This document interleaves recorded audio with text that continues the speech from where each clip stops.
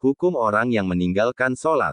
Syekh Muhammad bin Sholih bin Muhammad bin Utsaimin ditanya, apa yang harus dilakukan oleh seseorang, apabila ia telah menyuruh keluarganya untuk mengerjakan sholat, namun mereka tidak memperdulikannya, apa ia tetap tinggal bersama mereka, dan bergaul dengan mereka, atau keluar dari rumah tersebut?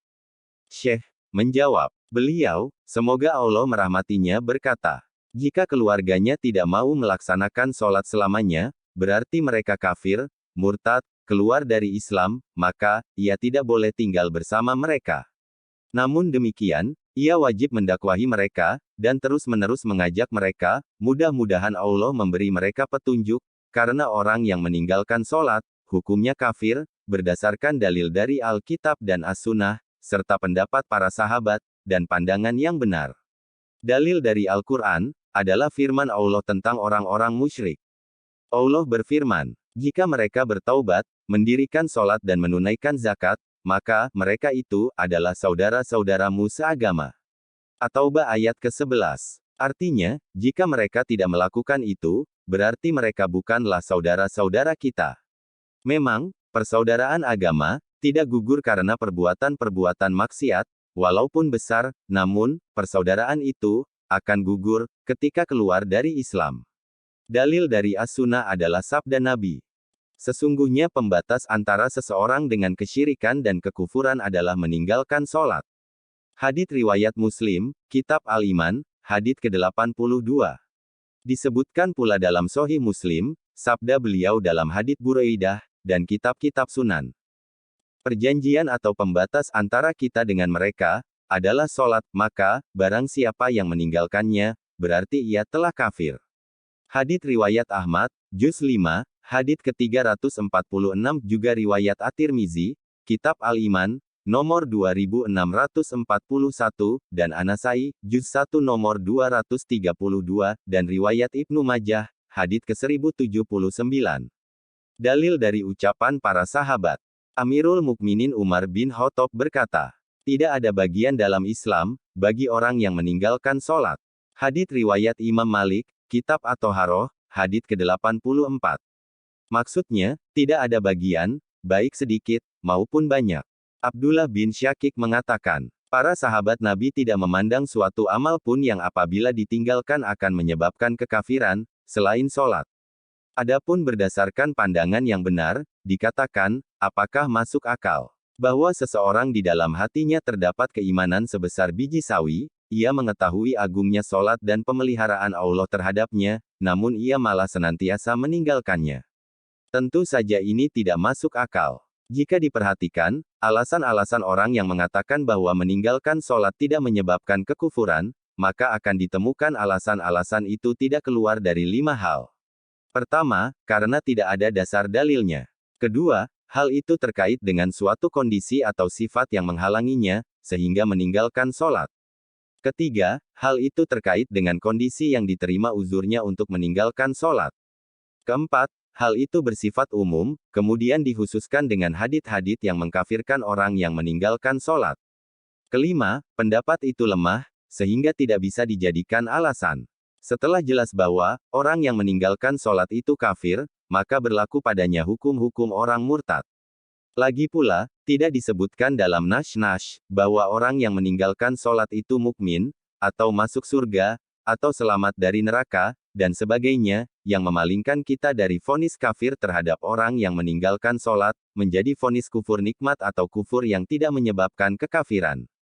Di antara hukum-hukum murtad yang berlaku terhadap orang yang meninggalkan sholat. Pertama, ia tidak sah menikah. Jika terjadi akad nikah, maka nikahnya batal, dan istrinya tidak halal baginya. Hal ini berdasarkan firman Allah tentang para wanita yang berhijrah. Allah berfirman, maka jika kamu telah mengetahui bahwa mereka benar-benar beriman, maka janganlah kamu kembalikan mereka kepada suami-suami mereka, orang-orang kafir. Mereka tiada halal bagi orang-orang kafir itu, dan orang-orang kafir itu tiada halal bagi mereka. Al-Mumtahanah, ayat 10. Kedua, jika ia meninggalkan sholat setelah akad nikah, maka pernikahannya menjadi gugur, sehingga istrinya tidak lagi halal baginya. Hal ini juga berdasarkan ayat yang telah disebutkan tadi. Dan menurut rincian para ahlul ilmi, bahwa hukum ini, berlaku baik setelah bercampur, maupun belum. Ketiga, orang yang tidak melaksanakan sholat, jika ia menyembelih hewan, maka daging hewan sembelihannya tidak halal dimakan, karena daging itu menjadi haram. Padahal, sembelihan orang Yahudi dan Nasrani, dihalalkan bagi kita, untuk memakannya.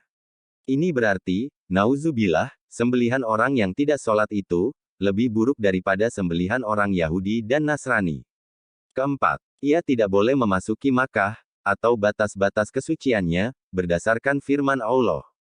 Hai orang-orang yang beriman, sesungguhnya orang-orang yang musyrik itu najis, maka janganlah mereka mendekati Masjidil Haram, sesudah tahun ini.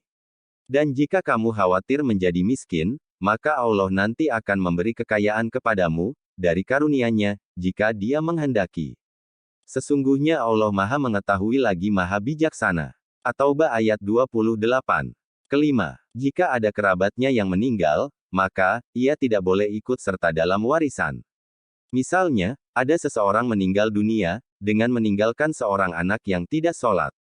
Orang yang meninggal itu, seorang muslim yang sholat, sementara si anak itu tidak sholat, di samping itu, ada juga sepupunya. Siapakah yang berhak mewarisinya? Tentu saja sepupunya, adapun anaknya, tidak ikut mendapat warisan, hal ini berdasarkan sabda Nabi dalam hadits Usamah. Seorang muslim tidak mewarisi yang kafir dan seorang kafir tidak mewarisi orang muslim. Muttafaqun alaih, Bukhari, Kitab Al-Faraid, hadits 6764. Muslim, Kitab Al-Faraid, hadits ke-1614. Juga berdasarkan sabda Nabi. Bagikan harta warisan kepada para ahlinya, adapun sisanya adalah untuk laki-laki yang paling berhak. Bukhari, Kitab Al-Faraid, hadits 6732. Muslim, Kitab Al-Faraid, hadits ke-1615. Hal ini pun berlaku untuk semua warisan. Keenam, jika ia meninggal, maka mayatnya tidak dimandikan, tidak dikafani, tidak disalatkan, dan tidak dikubur di pekuburan kaum muslimin. Lalu, apa yang harus kita lakukan? Kita keluarkan mayatnya ke padang pasir, lalu dibuatkan lobang, kemudian kita kubur langsung dengan pakaiannya, karena mayat itu tidak terhormat. Berdasarkan ini, tidak boleh seseorang yang ditinggal mati oleh orang yang ia ketahui tidak sholat, untuk mempersilahkan kaum muslimin menyolatinya. Ketujuh, bahwa pada hari kiamat nanti, ia akan dikumpulkan bersama Fir'aun, Haman, Korun, Ubay bin Khalaf, dan para pemimpin kaum kafir, nauzubillah, dan ia tidak akan masuk surga. Kemudian, tidak boleh keluarganya untuk memohonkan rahmat dan ampunan baginya, karena ia seorang kafir yang tidak berhak mendapatkan itu, hal ini berdasarkan firman Allah. Allah berfirman, tiadalah sepatutnya bagi Nabi dan orang-orang yang beriman, memintakan ampun kepada Allah, bagi orang-orang musyrik, walaupun orang-orang musyrik itu adalah kaum kerabatnya, sesudah jelas bagi mereka, bahwasanya orang-orang musyrik itu adalah penghuni neraka jahanam. At-Taubah, ayat 113. Jadi, saudara-saudaraku, masalah ini sangat berbahaya, namun sayangnya, masih ada orang yang menganggap remeh masalah ini, di antaranya ialah, dengan menempatkan orang yang tidak sholat di rumahnya, padahal itu tidak boleh. Wallahu a'lam. Semoga solawat dan salam senantiasa dilimpahkan kepada Nabi kita Muhammad, keluarga dan para sahabatnya. Selesai perkataan Syekh Utsaimin. Sumber, Risalah Sifat Sholatin Nabi, halaman 29-30, Ibnu Utsaimin.